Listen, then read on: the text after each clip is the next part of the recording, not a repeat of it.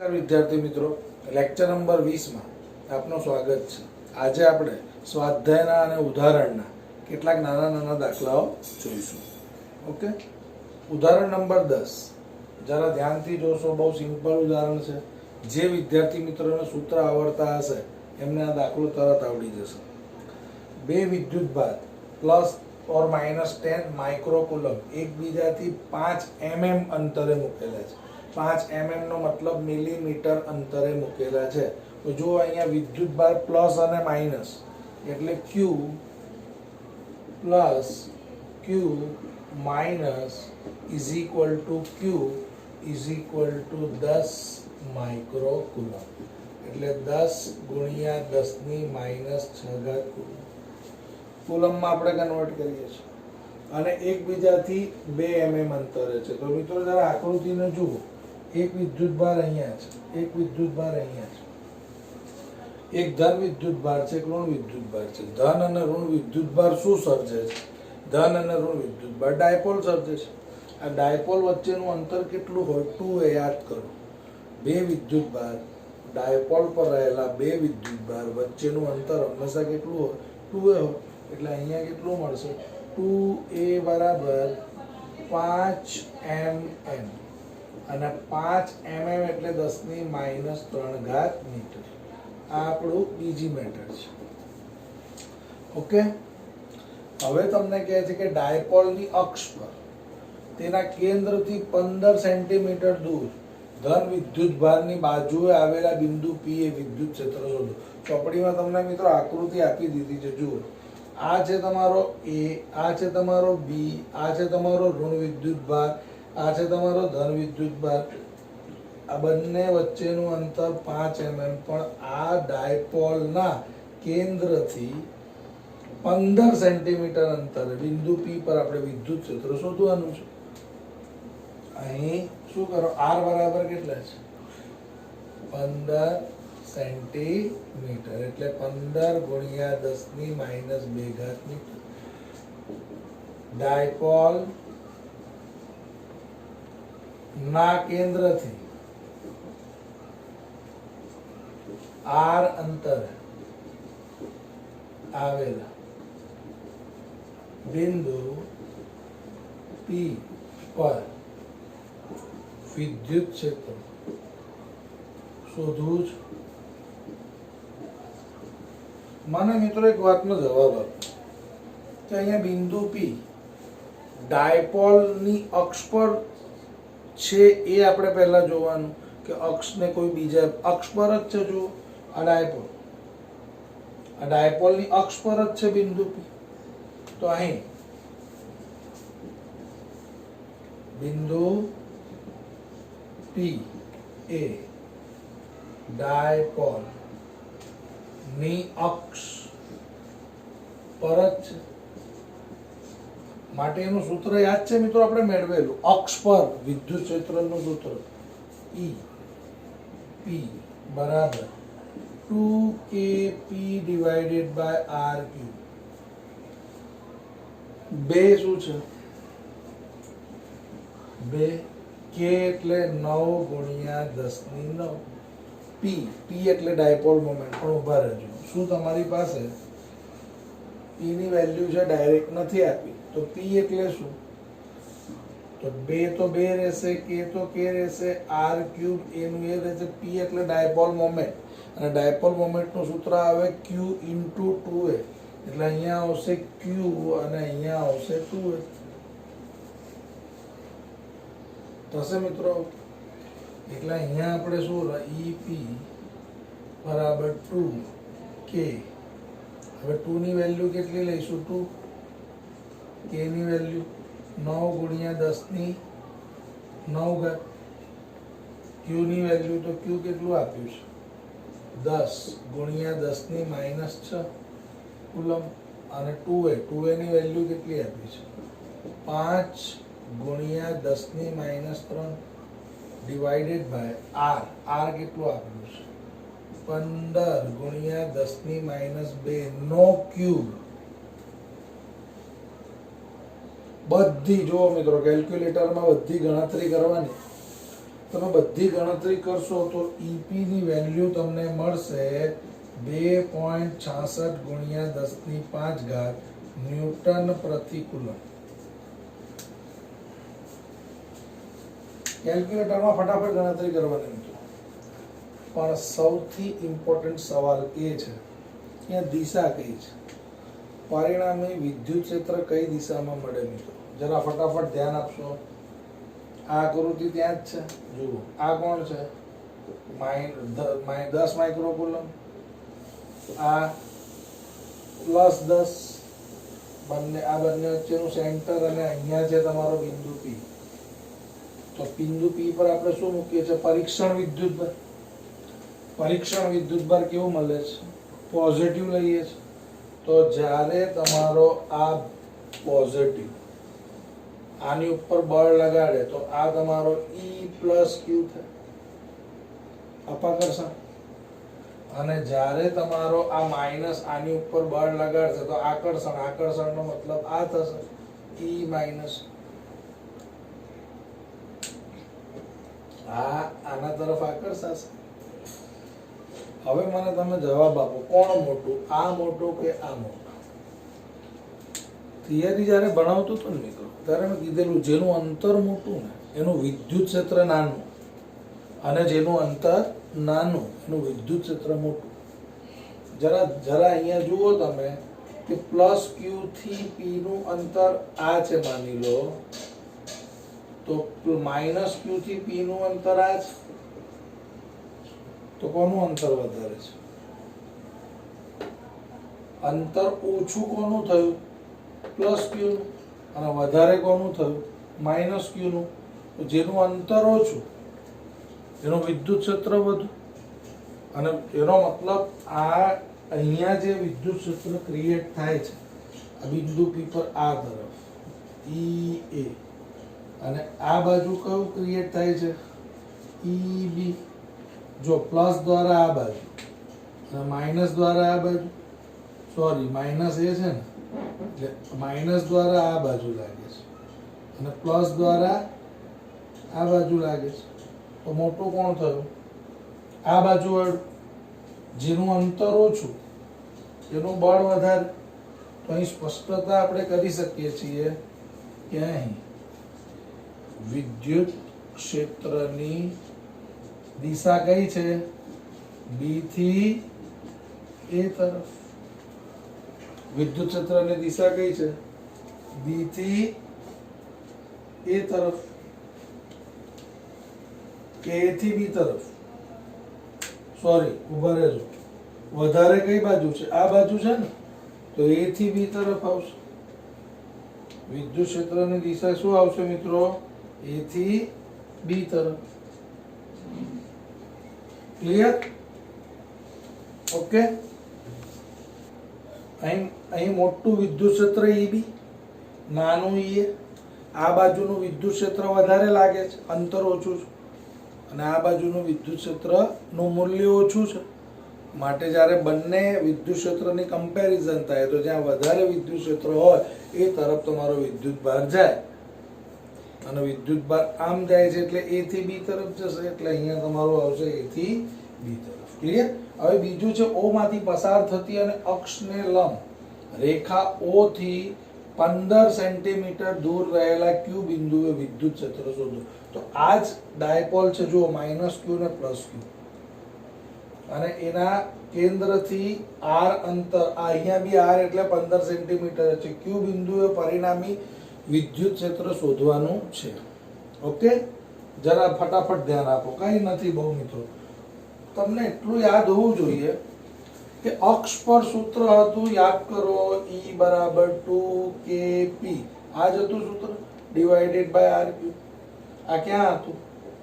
અક્ષ પર. વિષુવ રેખા પર કેટલું હતું? વિષુવ રેખા એટલે તમને થિયરીમાં મિત્રો ડીપમાં સમજાવ્યું છે. તો વિષુવ રેખા પર સૂત્ર થઈ જતું હતું અડધું.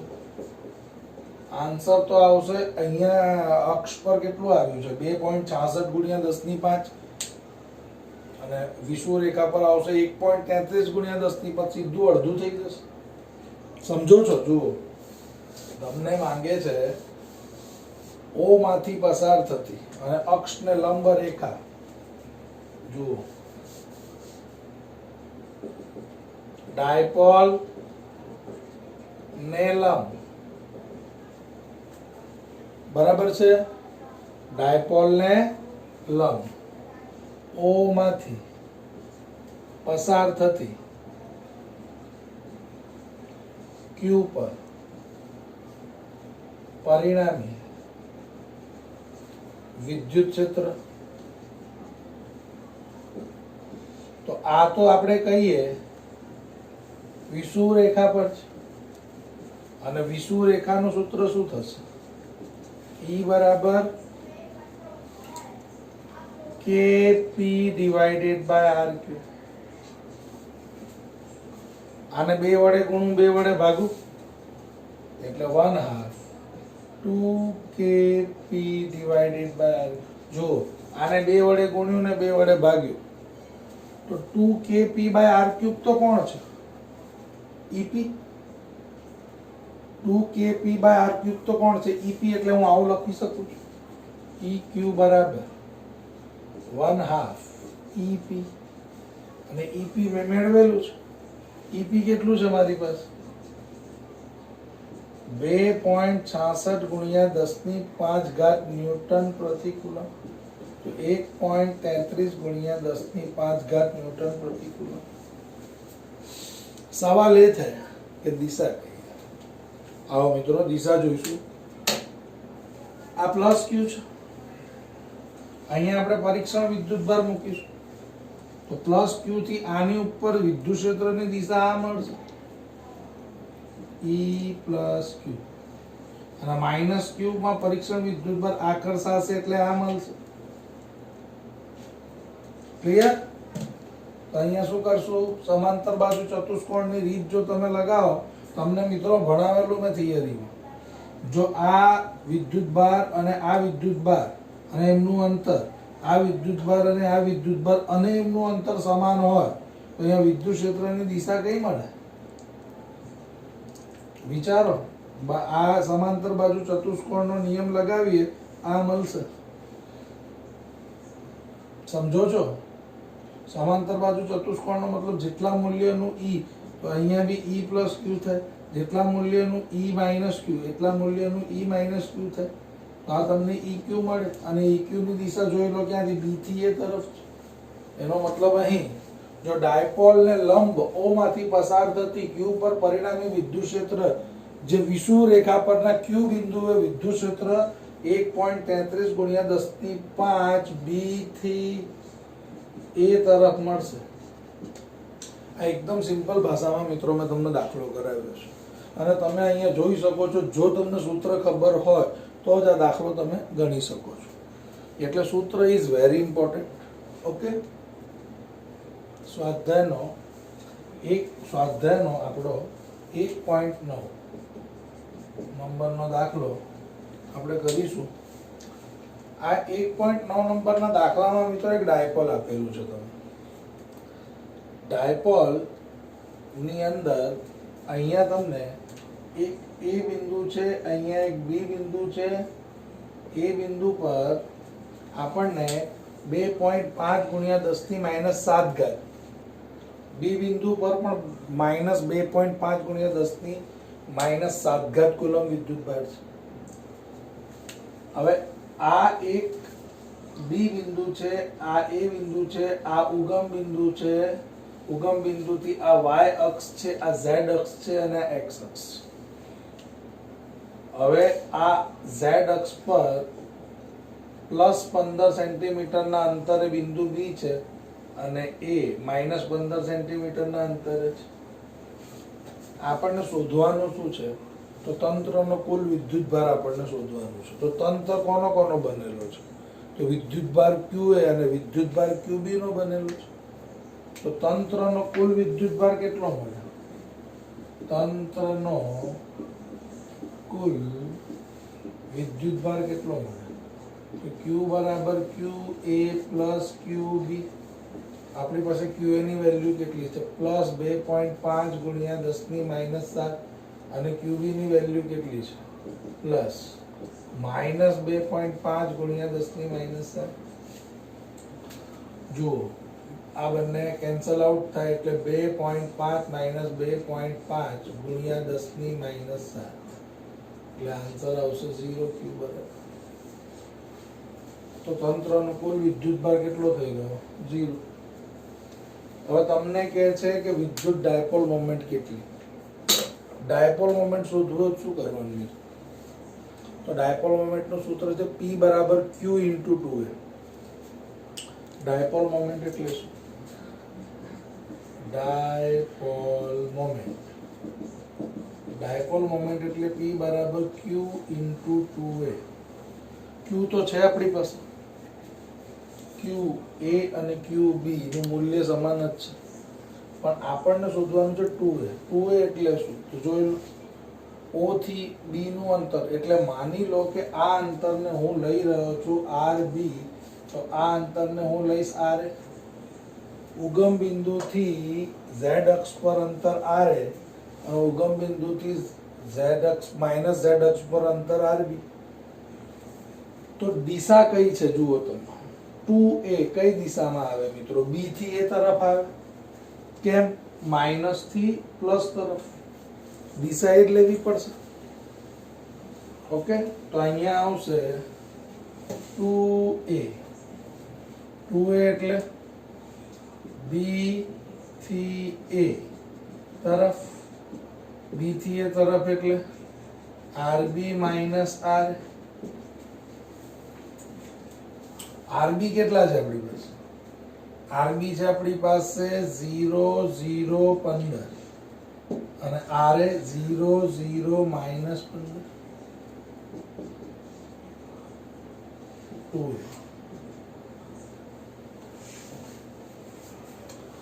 x 0 માંથી 2A, 0 માંથી 0 જાય તો 0, 0 માંથી 0 જાય તો 0 અને 15 માંથી 15 નહીં જાય, માઇનસ માઇનસ પ્લસ થઈ જાય એટલે કેટલા થશે? 30.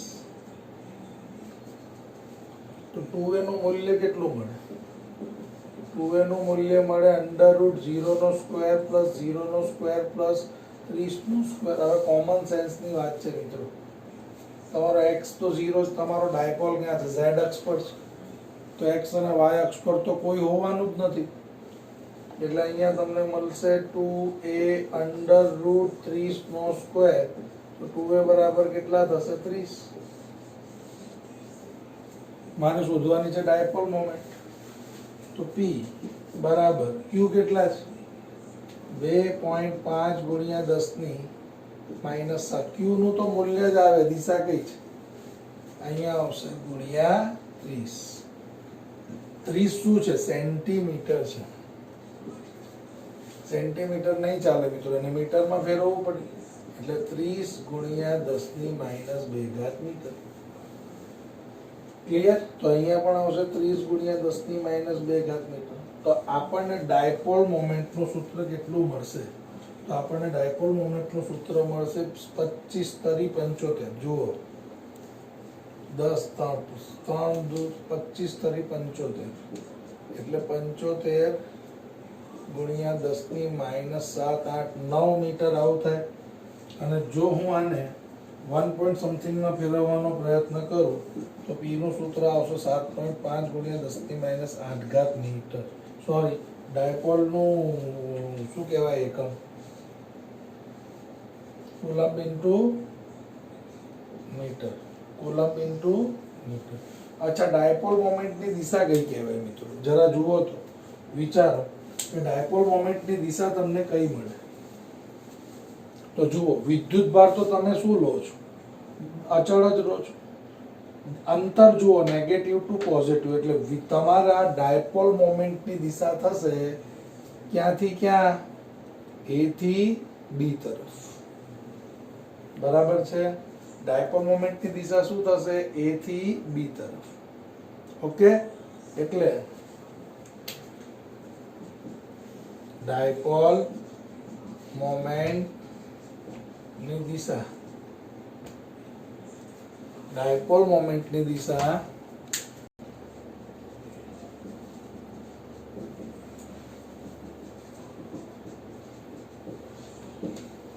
ડાયપોલ મોમેન્ટની દિશા કઈ મળશે મિત્રો? જોઈ લો, બી થી એ તરફ.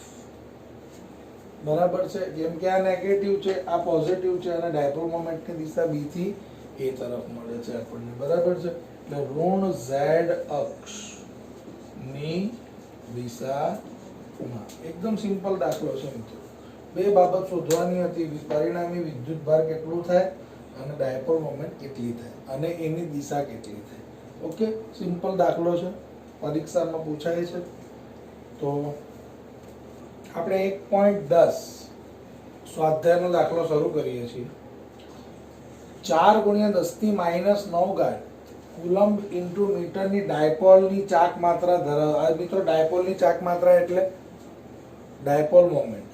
એક વિદ્યુત ડાયપોલ 5 × 10⁴ ન્યૂટન પ્રતિ કુલમ્બનું માન ધરાવતા સમાન વિદ્યુત ક્ષેત્ર સાથે 30 ડિગ્રીના કોણે રહેલી આ ડાયપોલ પર લાગતા ટોર્કનું માન શોધો. જો મિત્રો, અહીંયા એક બાબત કઈ કઈ આપેલી છે. અહીંયા તમને છે ને આપી દીધું છે ડાયપોલ મોમેન્ટ, અને ડાયપોલ મોમેન્ટની વેલ્યુ છે P બરાબર 4 × 10 તમને ડાયપોલ મોમેન્ટ આપેલું છે P બરાબર 4 × 10⁻9 ઘાત કુલમ્બ ઇન્ટુ મીટર. બીજું આપેલું છે તમને વિદ્યુત ક્ષેત્ર. વિદ્યુત ક્ષેત્ર કેટલું આપેલું છે? 5 × 10⁴ ઘાત ન્યૂટન પ્રતિ કુલમ્બ, અને ખૂણો તમને આપેલો છે 30 ડિગ્રી. શોધવાનું છે ટોર્કનું મૂલ્ય ટાઉ. આ થિયરી આપણે ભણી ગયા હતા મિત્રો. Tau = P × E. Torque cross product છે અને P એકદમ સિમ્પલ દાખલો છે. ટાઉ બરાબર P E sin θ. Cross product હટાવવું હોય તો sin θ લગાવવી પડશે. તો P E sin 30 ડિગ્રીનો ખૂણો બને છે P અને E ની વચ્ચે. તો P ની વેલ્યુ છે આપણી પાસે 4 × 10⁻9. E ની વેલ્યુ છે 5 × 10⁴ ઘાત, અને sin 30 એટલે 1/2. 5 ચોક 20 ગુણ્યા 1/2 ગુણ્યા 9 માંથી 4 જાય તો -5, એટલે 10 × 10⁻5 10⁻4 ઘાત. આ શું મળશે મિત્રો? Newton into metre torque. જે ટોર્કનું શું છે? જે ટોર્કનું મૂલ્ય છે. સિમ્પલ દાખલો છે. ક્લિયર? હવે આ દાખલો બી એવો જ છે. 1.15 માં બે ભાગ છે. સૂત્ર બેઝ દાખલા છે. સૂત્ર આવડતો હોય તો ફટાકથી દાખલો ગણતા આવડી. E બરાબર 3 × 10⁻³ ઘાત I કેરેટ ન્યૂટન પ્રતિ કુલમ્બ વિદ્યુત ક્ષેત્ર છે મિત્રો. એટલે વિદ્યુત ક્ષેત્રની દિશા કઈ છે? ધન x દિશામાં. YZ સમતલ. હવે જરા સમજો. માની લો કે આ દિશા વિદ્યુત ક્ષેત્રની છે. બરાબર છે? હવે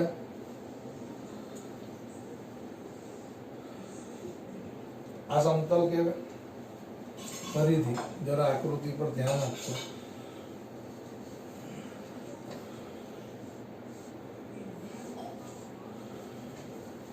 આ છે YZ સમતલ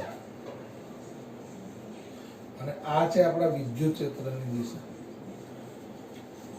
તો YZ સમતલની દિશા ને સમાંતર જેનું સમતલ હોય તેવા 10 સેન્ટી, આ 10 સેન્ટીમીટર બાજુ છે, આ પણ 10 સેન્ટીમીટર બાજુ છે, આ 10 સેન્ટીમીટર બાજુ છે, આ 10 સેન્ટીમીટર, અને આ સમતલનું ક્ષેત્રફળ કઈ દિશામાં મળે? તો આ સમતલનું ક્ષેત્રફળ બી આ દિશામાં મળે. તમને ફ્લક્સ માંગેલું છે તો તમે જોઈ શકો છો ક્ષેત્રફળ અને વિદ્યુત ક્ષેત્ર એક જ દિશામાં છે, અને ફ્લક્સ એ અદિશ ગુણાકાર છે. ફ્લક્સ કેવી રીતે મળે મિત્રો? ફ્લક્સ phi બરાબર A.E ક્ષેત્રફળ ગુણ્યા વિદ્યુત ડોટ પ્રોડક્ટ છે. તો અહીંયા આવશે AE ડોટ પ્રોડક્ટ હોય તો cos θ. શું તમારી પાસે ક્ષેત્રફળ છે ચોરસનું? તો ક્ષેત્રફળ એટલે શું થાય? લંબાઈ ગુણ્યા લંબાઈ. 10 ગુણ્યા 10 100 સેન્ટીમીટર સ્ક્વેર ક્ષેત્રફળ થાય. તો આપણને એ કેટલું મળે? એ આપણને 10 ની 100 ગુણ્યા 10 ની -4 મીટર સ્ક્વેર થાય. તો એ બરાબર 100 સેન્ટીમીટર સ્ક્વેર 100 ગુણ્યા 10 ની -4 મીટર સ્ક્વેર. તો 10 ની -2 મીટર સ્ક્વેર ક્ષેત્રફળ મળે. આપણને આપણી પાસે વિદ્યુત ક્ષેત્ર છે અને આપણી પાસે ક્ષેત્રફળ છે, તો ફ્લક્સ મળી જશે. ફ્લક્સ એટલે શું? એ ઈ કોસ થીટા. થીટા જુઓ, એ અને ઈ, તો એ સમાંતર ઈ એટલે થીટા બરાબર 0.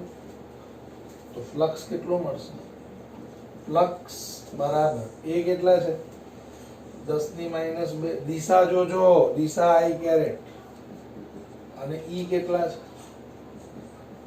ઈ છે આપણી પાસે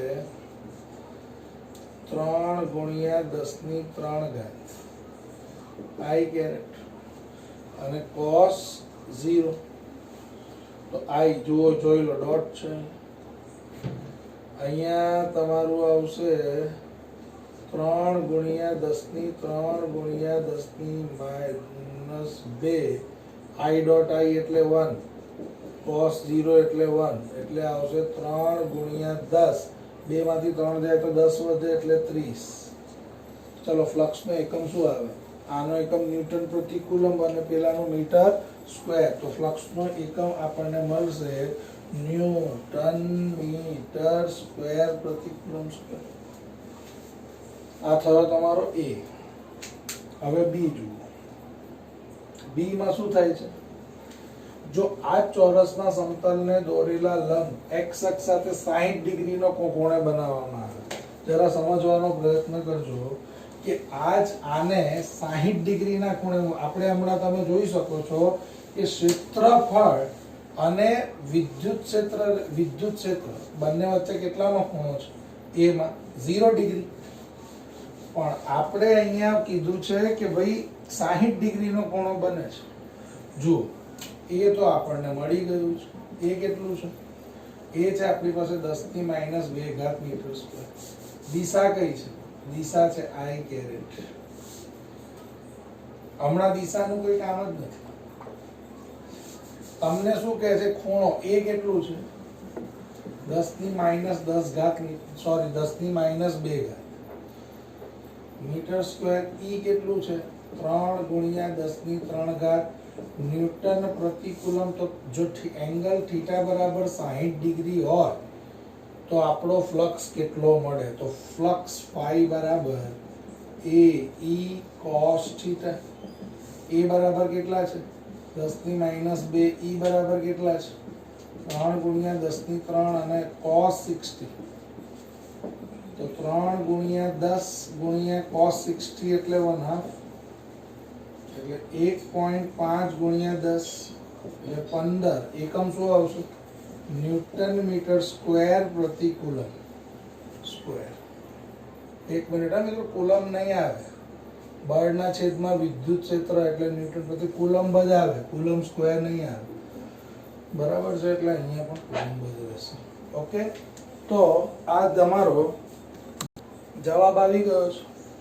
હવે આ વસ્તુ છે ને મિત્રો, સિમ્પલ દાખલા છે. સૂત્ર મૂકો, જવાબ લો. આ બધા દાખલા બહુ સિમ્પલ છે, પણ આ બધા દાખલામાં સૂત્રનો ઇમ્પોર્ટન્સ બહુ વધારે છે. એટલે મિત્રો, હવે આપણી પાસે એક જ વસ્તુ બાકી રહી ગઈ છે, ગાઉસનો નિયમ અને એને અનુરૂપ દાખલા. બાકી બધું જ આ ચેપ્ટરમાં પૂરું થઈ ગયું છે. પણ ગાઉસનો નિયમ, એની ટોપિક મોટો છે, એની લાક્ષણિકતાઓ છે. એટલે આટલી વસ્તુ આવતા શનિવારે, બરાબર છે? આવતા શનિવારે, આજે વિડીયો બની રહ્યો છે મંગળવારે, બરાબર છે? મંગળવારે વિડીયો બની રહ્યો છે. આવતા શનિવારે આપણા અહીંયા સુધી ગાઉસનો નિયમ નહીં આવે એક્ઝામમાં. લેક્ચર નંબર 20 સુધીના બધા ટોપિકની એક્ઝામ આવશે, જે હું તમને જણાવીશ, તમને ઇન્ફોર્મેશન મળશે એ સમયે તમારી એક્ઝામ હશે. મંગળવાર, બુધ, ગુરુ, શુક્ર, શનિ તમારી પાસે 3 થી 4 દિવસ છે. બરાબર બધા વિડીયો જુઓ, તૈયારી કરો. એમાં દાખલા આવશે, થિયરી આવશે, નાના સવાલ પણ આવશે, બરાબર છે. અને એમની વચ્ચે હું MCQ પણ મૂકું છું, એટલે MCQ ફટાફટ સોલ્વ કરો, જે નહીં આવે એ પૂછું. ઓકે, તો મળીશું કાલે ગાઉસના નિયમની સાથે. ઓકે મિત્રો.